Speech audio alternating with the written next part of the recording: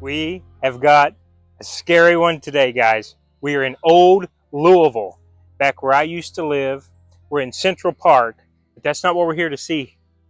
We've got a special tree right across the road. 18th century, witches, folklore, murder, and a very dangerous storm. Let's go see it. Welcome to Old Louisville, a neighborhood steeped in history and charm. Nestled just south of downtown Louisville, this area boasts the largest collection of Victorian-era homes in the United States. Walking through its tree-lined streets feels like stepping back in time, with over 1,400 stunning mansions and townhouses that have been beautifully preserved. Once the state's elite neighborhood in the late 19th century, Old Louisville today is a vibrant mix of residents, students, and visitors. It's home to St. James Court, a picturesque spot famous for the annual St. James Court Art Show, drawing artists and tourists from all over the country. Old Louisville isn't just about architecture. It's a community rich with culture, history, and Southern hospitality, making it one of Louisville's most unique and beloved neighborhoods. Known for its historic charm and Victorian architecture, it's also home to stories that linger in the shadows, stories that are as old as the trees that line these streets. Today, we dive into one such legend, a tale that has captured the imagination of residents and visitors alike for over a century, the story of the Witch Tree. Located on the corner of 6th Street and Park Avenue, this gnarled and twisted tree seems almost out of place among the stately homes. But this is no ordinary tree. It's known as the Witch Tree, and its eerie appearance is only the beginning of a tale that's in those days, Louisville was still growing, with new buildings and homes springing up everywhere. But the witches were said to have a particular connection to this tree. According to legend, they warned the local residents to leave the tree alone, promising dire consequences for anyone who dared to harm it. But as the legend tells it, in the late 1880s, a group of men decided to ignore these warnings. They believed that the tree was in the way of progress and needed to be removed to make room for new construction. And so, they chopped it down. What happened next became the stuff of local lore. The night after the tree was cut down, a violent storm swept through Louisville. Lightning struck the very spot where the tree had stood, killing several of the men who had participated in its removal. Some say it was the witch's revenge, while others claim it was a freak accident. But the tree grew back. Despite being chopped down, the tree mysteriously reappeared and continues to grow to this day.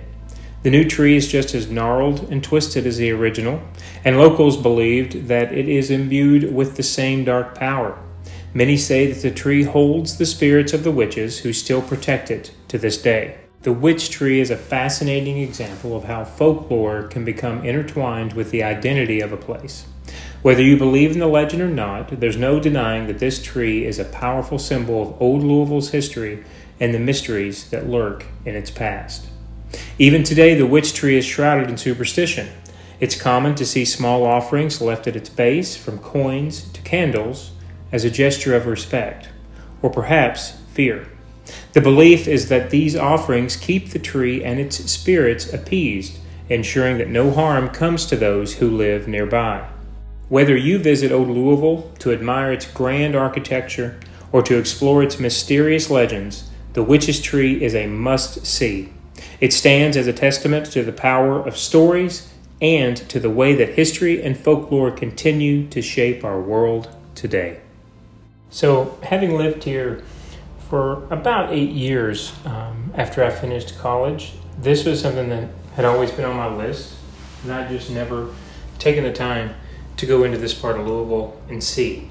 But I also wanted to do a little bit more digging on the witches themselves, and I found out that these witches were associated with a coven that focused around practicing folk magic. And in the 19th century, a lot of groups existed on the fringes of society that dabbled into this folk magic, and it was viewed with suspicion, of course, with the general public. These women were believed to have deep connections with nature, and they used the tree as a focal point for their rituals.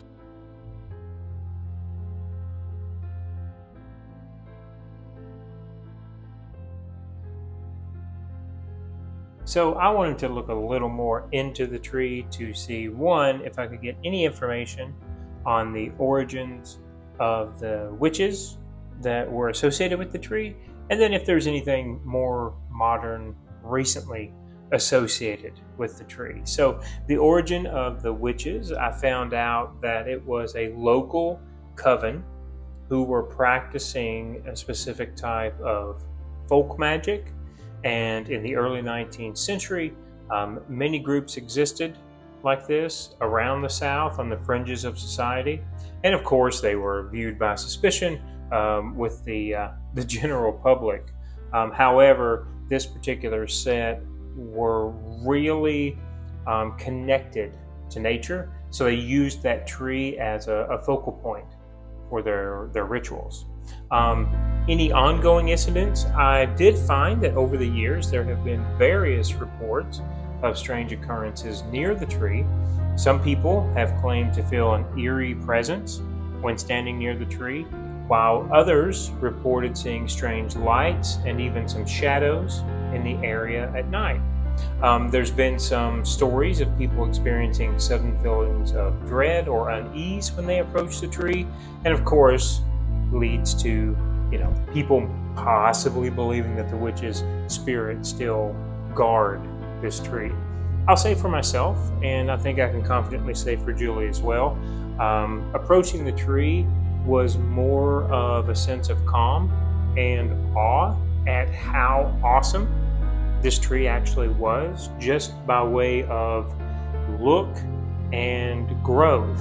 And I think that's the most interesting part for me, is that the root system, as old as this tree is, you can see it was paved over, it was concreted over, there were buildings put up around it, there's a street right there beside of it, and the roots are still extremely healthy.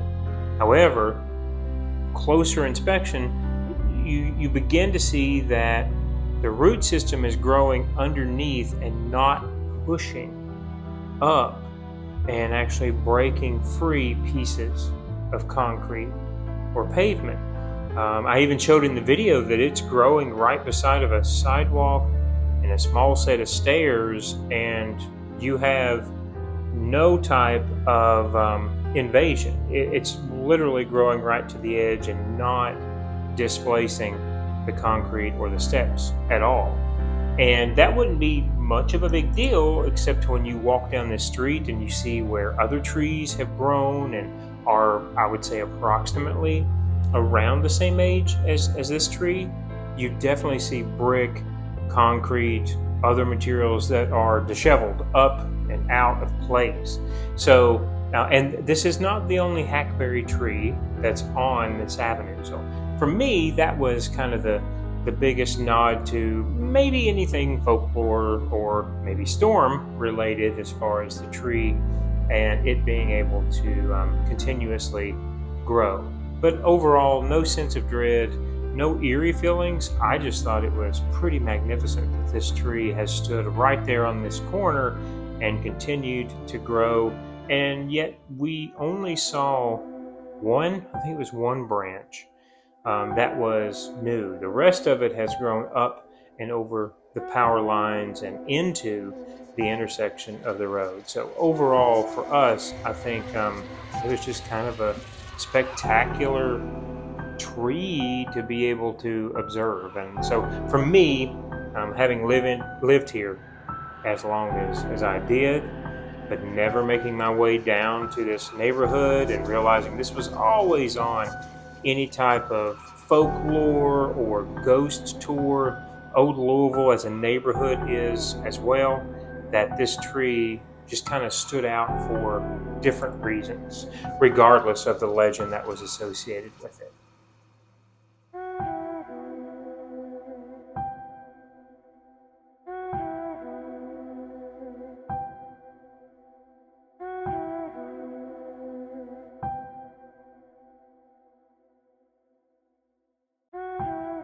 Okay, guys, so that's a short video. I hope you found it interesting. I certainly have. I lived here for years, and I'm just now making it back to see this local legend for the first time.